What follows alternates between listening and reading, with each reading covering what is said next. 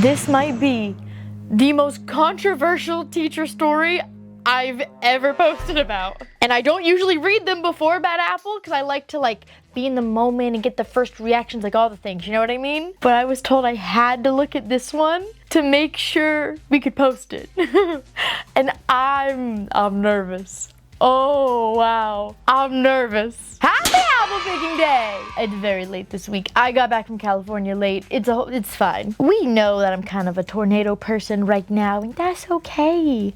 As you can see, Vixie's very happy that I'm home. But we want to get to the good stuff. As usual, if you want a chance for your stories to be featured on Am I the Bad Apple, you can send them to my subreddit, r/AmITheBadApple. And as a reminder, we all come from different branches of the apple tree. And what that means is we've all lived different lives and have different experiences. And that will manifest a lot in the comments. And it will definitely manifest in some of these stories today. And all that means is that while you're discussing different stories with other people and your thoughts and your opinions and blah, blah, blah, blah, all the things, sometimes you genuinely have to explain a situation for someone to understand what you're talking about. Because if they haven't experienced it, they don't just know. But I do want to say, because of something that I posted earlier this week, there's a difference between, hey, we come from different branches of the apple tree. We just have different lives, different experiences, and we're going to disagree on this concept. And using the excuse of we all have different perspectives to just genuinely be a hateful person. Not the same thing. It's just not. Just so that we're all on the same page.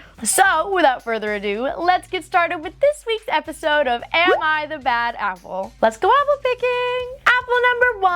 Am I the bad apple for asking my sisters for money that's rightfully mine? I, 30 female, recently lost my father. My sisters and I are due to receive some money from my dad's estate. I brought up with my mother that my younger sister, 27, received a financial gift from our dad last year to help with the cost of driving lessons and the purchase of a car. I was told at the time that I would get the same money towards the cost of a car when I bought one. My mom told me to raise this issue with my sisters as they both had been given financial help from my dad with buying a car, and I hadn't because I don't have one yet. My dad said that I couldn't get the money until I started learning how to drive a car, and I haven't done that yet. I brought this up with my sisters today and asked that I receive this money aside from the estate, and they said that it's not fair that my dad passed away before I started to learn how to drive, and that now I don't have any claim to the money I was promised. I said it's unfair that they both received that money when they were younger and that I should be given it out of the estate before we split the rest among us. They disagreed and said that I couldn't make claims to be owed this,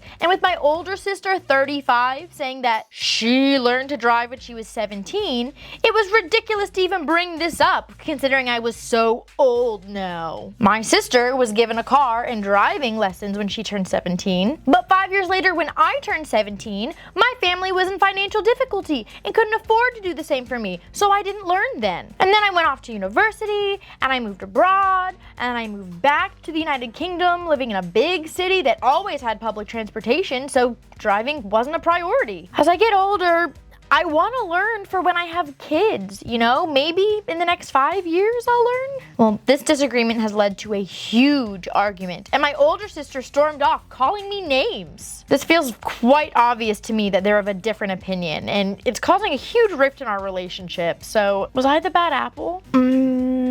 Okay. This one's actually, okay. So, I have an idea, I'm trying to think of how to phrase this. Dang, I didn't think this one was gonna be so hard. It's not hard.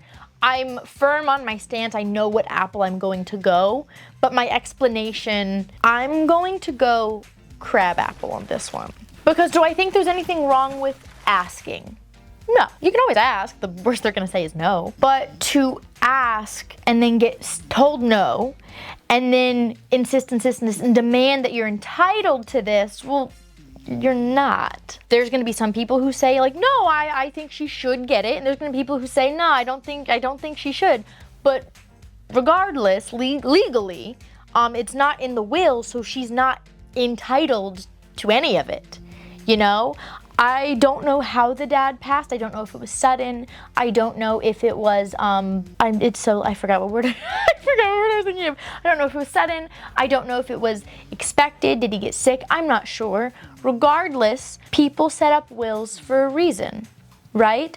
I'm 29, And my mom is already talking about like, hey, maybe we should update wills and things like that so that worst case scenario, you know, knock on wood, if something were to happen, we know where you want Nuggets to go. But nothing's happening because we're together forever. And even thinking about like my grandfather talks about passing a lot because older people tend to, I'm sure, think about it a lot, you know? So I don't know how old he was. I don't know what the situation was, but I do know that in my experience, a lot of older people have that on their brain often. So if this was something that was a big priority for the dad to set this money aside for that reason, he would have done it. And whether he meant to or not, the reality is he didn't. And the three of them, they're splitting the estate equally.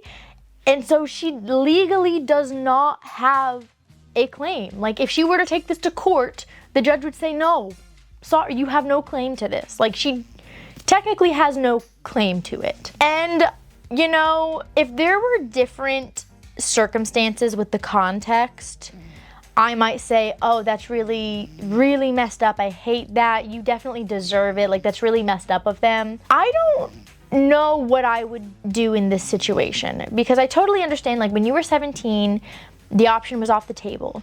Financial struggling, I get that. I would feel that. And if it stayed that situation, I would say, yeah, no, absolutely. That's fair for you to get this money. Absolutely. But then, you know, we see almost double the time pass, right? You're 30 now. You were 17. That's 13 years, like almost double your life. And it's never been a priority for you. Which is fine. It doesn't have to be a priority for you.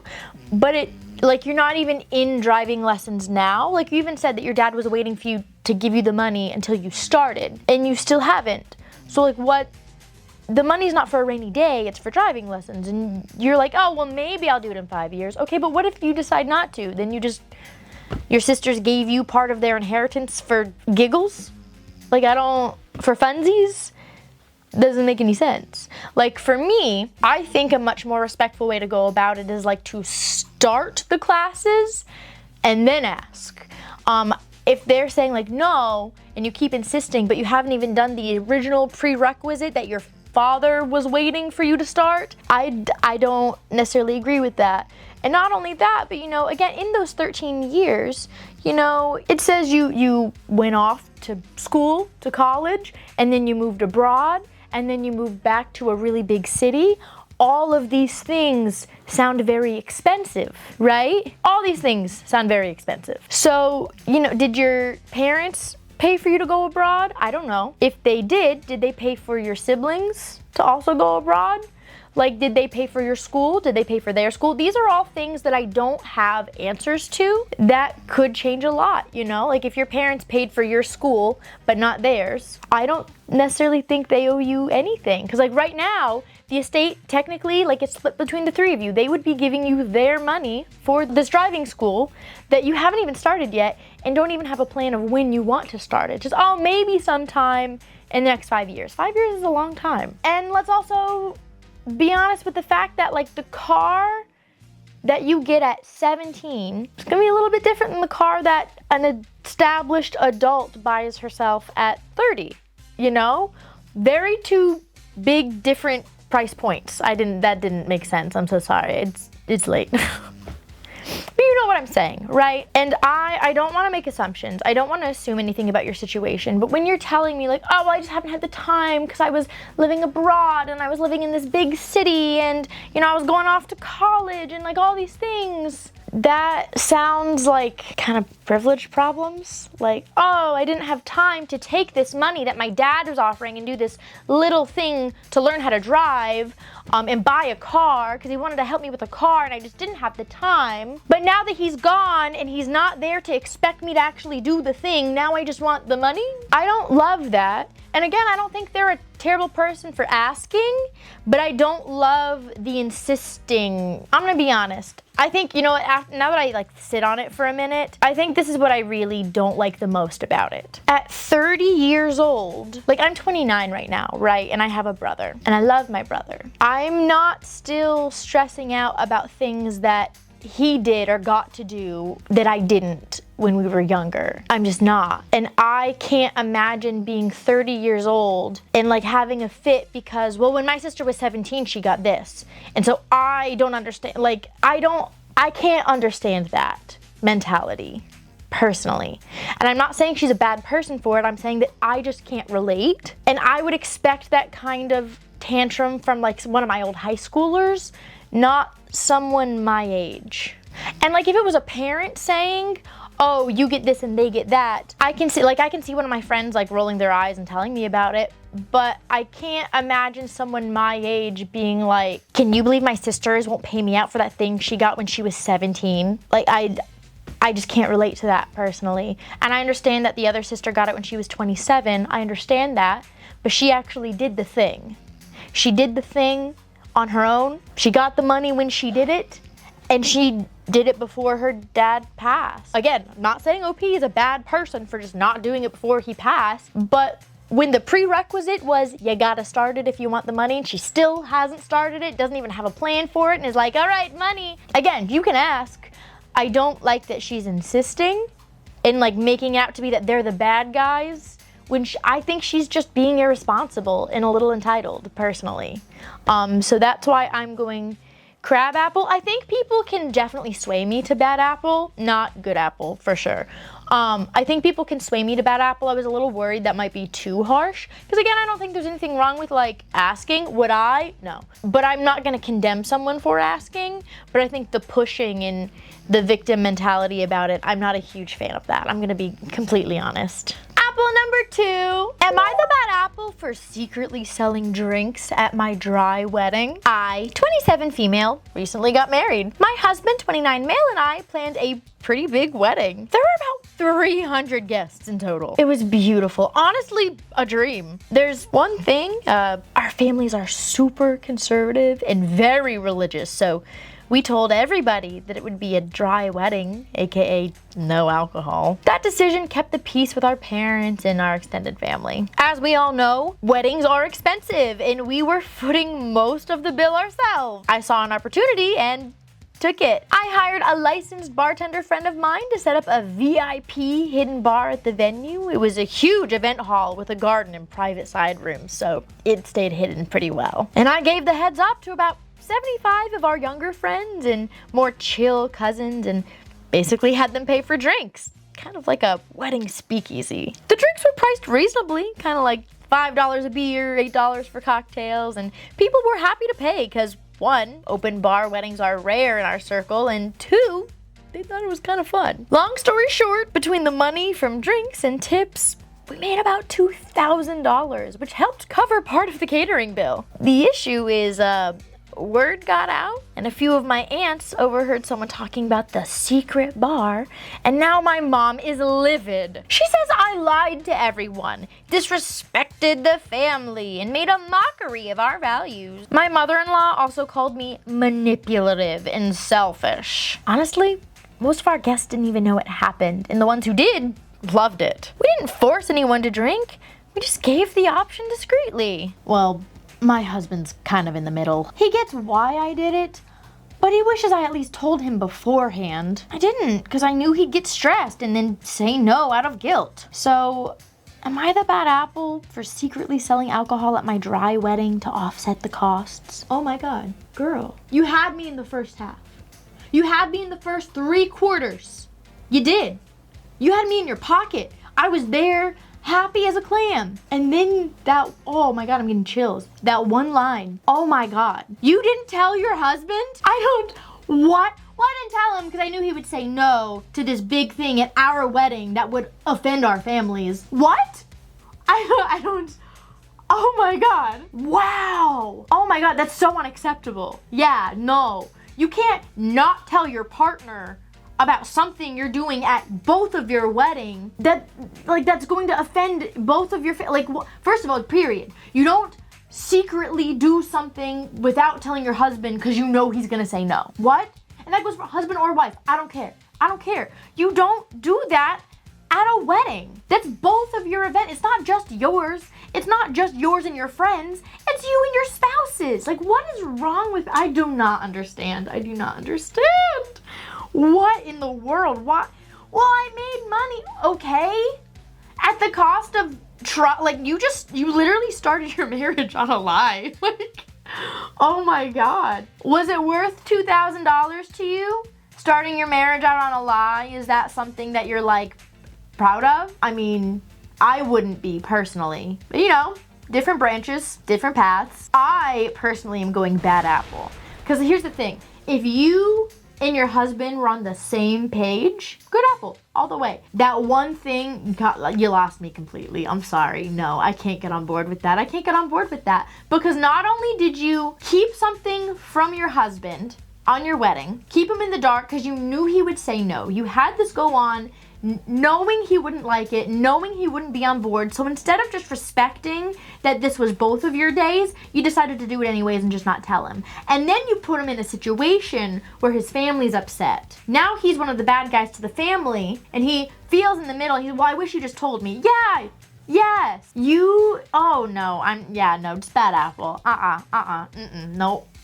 Can't be me. Apple number 3. Am I the bad apple for locking the fridge at the office? I, 34 male, work in a small office with about 10 people. We share a communal kitchen, including one refrigerator. Over the past month, my lunch has been stolen 5 times. And I'm not just talking little random snacks. I'm meaning whole, entire homemade meals that I bring from my house, completely gone without a trace. Okay, it's not just frustrating, it's expensive, and it messes up my whole day. I mentioned it a couple times in the office group chat, like, hey, someone's been taking my lunches, whoever it is, could you please stop? And everyone either ignores it, or they send a very vague message like, oh, that sucks, or, oh, some people are the worst. But no one ever actually takes responsibility, and they don't stop either. So, as a solution, I bought myself a mini fridge that I just put under my desk. It's nothing fancy, just big enough to hold my meal and a drink, and I also put a little lock on it just for an extra peace of mind. And since then, no more stolen lunches. Last Friday, one of my co-workers, we'll call her Dana, 29 female, confronted me during lunch and said it was weird and selfish that I had a personal fridge. She said it made me look paranoid and not a part of the team. And I said that I was just tired of my food being stolen and that this was the only solution that apparently worked. She actually said that I should have just brought stuff I wouldn't care about losing, like snacks or microwave meals, if I was that worried about it. At first I thought she was just being ridiculous, but then a couple others mentioned little comments like, oh, don't let him see your lunch, he might lock it up, or we get it, you're special. And now I'm self-conscious. I'm starting to feel like the weirdo in the office just for protecting my stuff. Am I the bad apple for locking the fridge at the office instead of just letting this keep happening? Oh, honey, no, don't let them gaslight you. Do not let them gaslight you.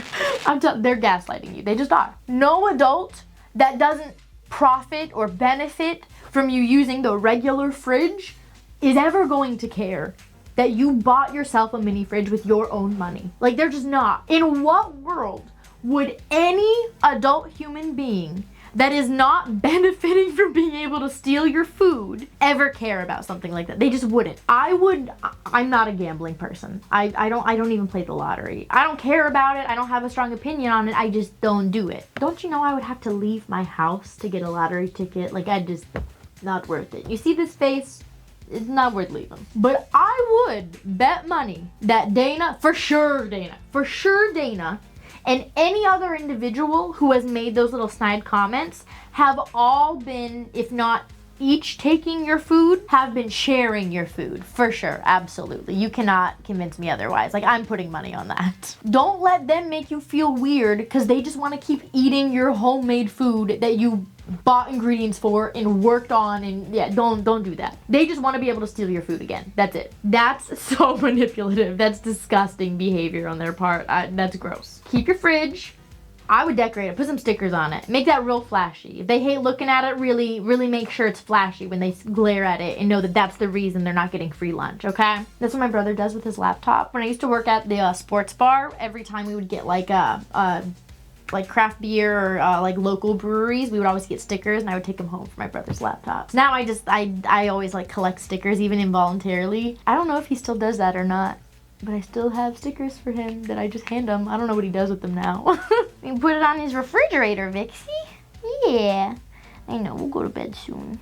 He's so sleepy. Apple number 4.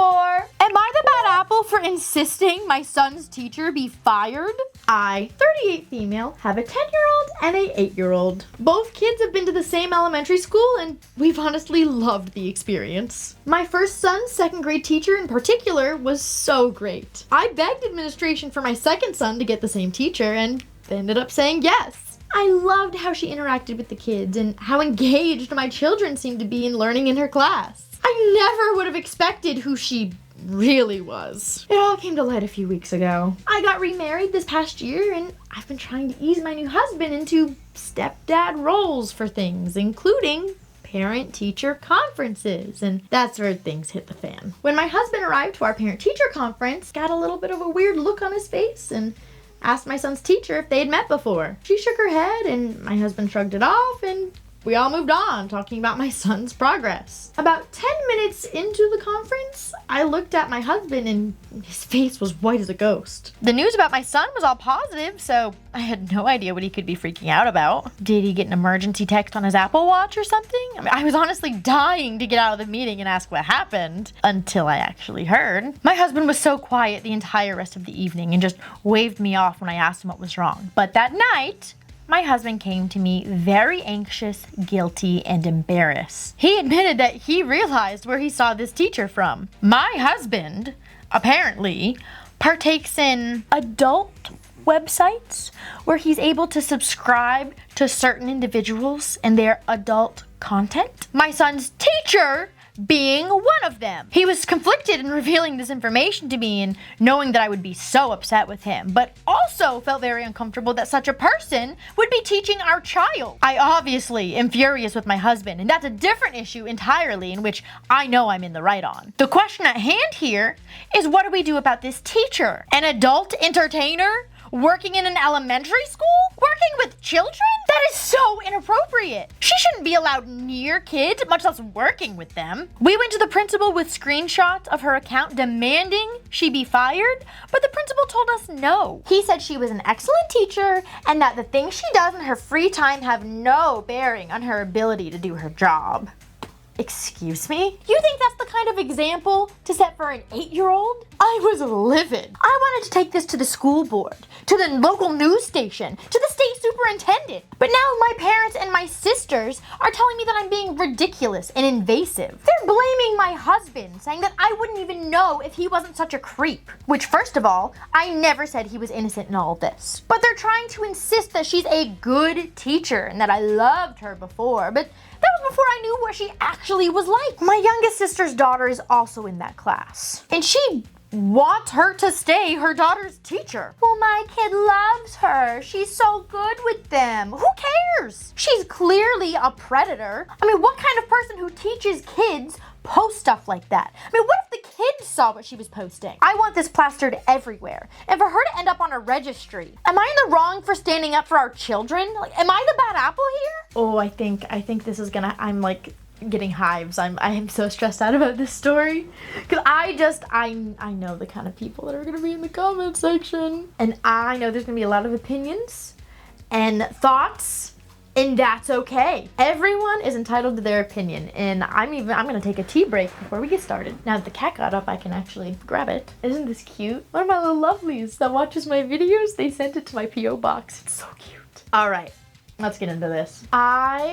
Again, I know there's gonna be a lot of opinions on this, and I know there's gonna be some people who do not like what my opinion's going to be. And that's okay. You don't have to agree with me. That's okay. That's fine. I have my opinions for reasons that I will explain to you. I'm probably gonna go bad apple. 'Cause I'm gonna break something to you guys who are like clutching your pearls at that answer. You have no idea what 99% of your kids' teachers do in their free time, okay? I'm gonna be honest. When I became an adult, like an adult, like after high school, and I found my old elementary school teachers on Facebook and I added them, I was floored. Like, some of them go crazy to this day.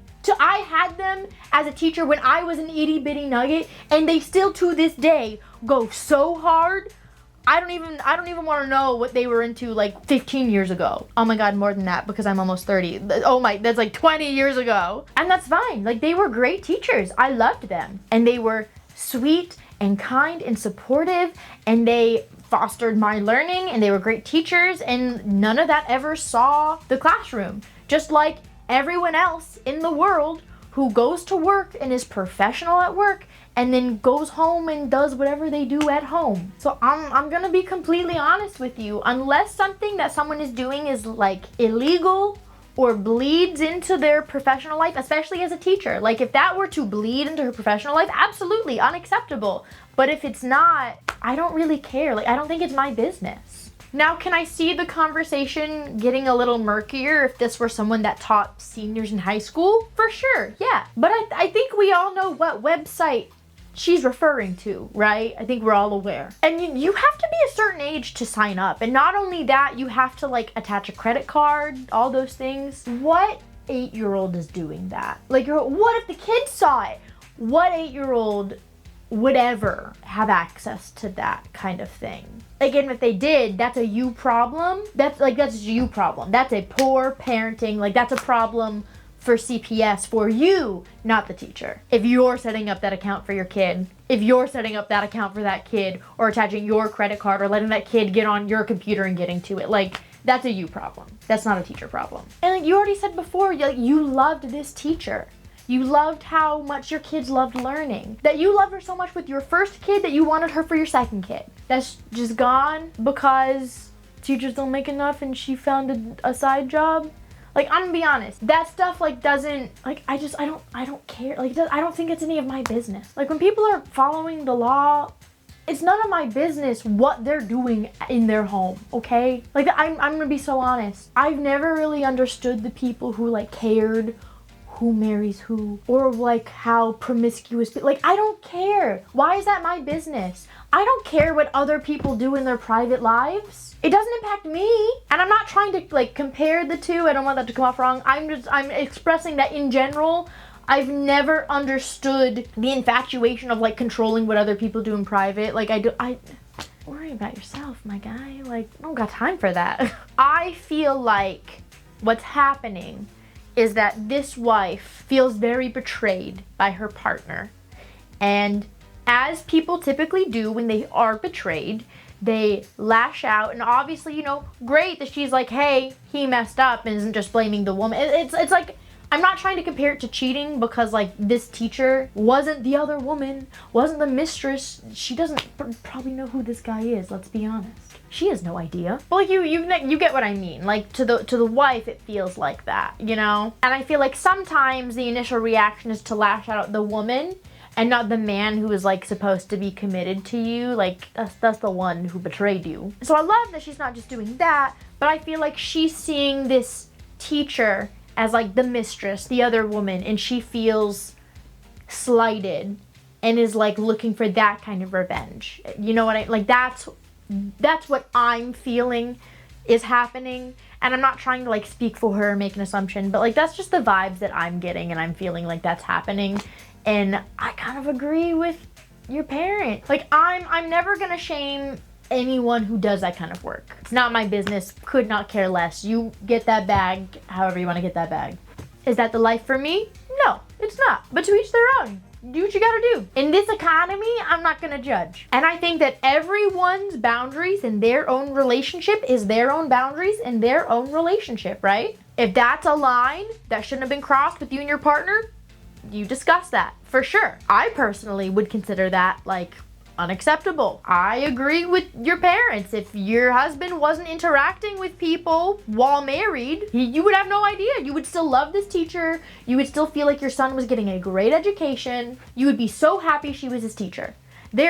Other than that, there is nothing, like nothing's bleeding in professionally. She has no idea who that guy is. Like, let's be honest. For her, the two worlds are separate. Nothing is bleeding into the classroom. The kids are not impacted. They're not exposed to anything. Don't kid yourself. To call someone like that a predator, that's gross behavior. Okay, it just is. I think you're being really judgmental and angry and in the moment and emotional because you feel betrayed by your partner, and that's fair and valid.